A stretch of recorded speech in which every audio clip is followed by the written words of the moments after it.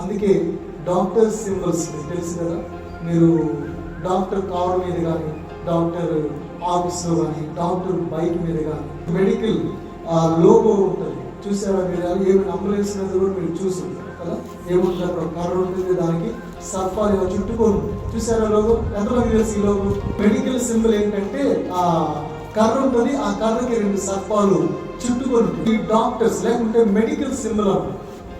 Medical managements లేకపోతే hospitals, అలాగే ఆఫీసులు, ఈ హెల్త్ డిపార్ట్మెంట్స్ వాళ్ళు ఈ లోగోను పెట్టుకుంటారు. ఎందుకంటే అది ఆరోగ్యమునకు సూచన. అందుకే దేవుడు ఇశ్రాయేలు ప్రజలు సురక్షితముగా వారు ప్రాణ హాని కలగకుండా బ్రతకడం కోసం దేవుడు ఏం చేశాడు తెలుసా? ఒక ఇత్తడి సర్పాన్ని చేసి అరణ్యంలో ఒక స్తంభము మీద నిలవబెట్టాడు.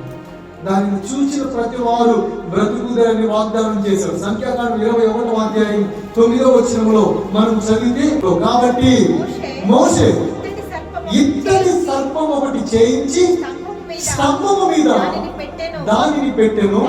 అప్పుడు సర్పము కాటు తినిన ప్రతివాడు ఆ ఇత్తడి సర్పమును నిదానించి చూచి నందున నిదానించి చూచిన వారు.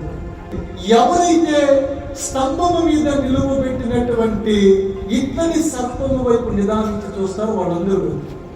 ఈ ఇత్తడి సర్పము వైపు చూడని ప్రతి వాడు చనిపోయాడు. కానీ ఆ ఇత్తడి సర్పము వైపు నిదానించి చూచిన ప్రతి వారు బ్రతుకు. ఎందుకు అంటే ఆ ఇత్తడి సర్పము యేసుక్రీస్తు ప్రభువుకు సాదృశ్యంగా, ఆ స్తంభము మీద నిలువబడిన యేసుక్రీస్తు ప్రభు ఆరోగ్యమునకు, స్వస్థతలకు సాదృశ్యం.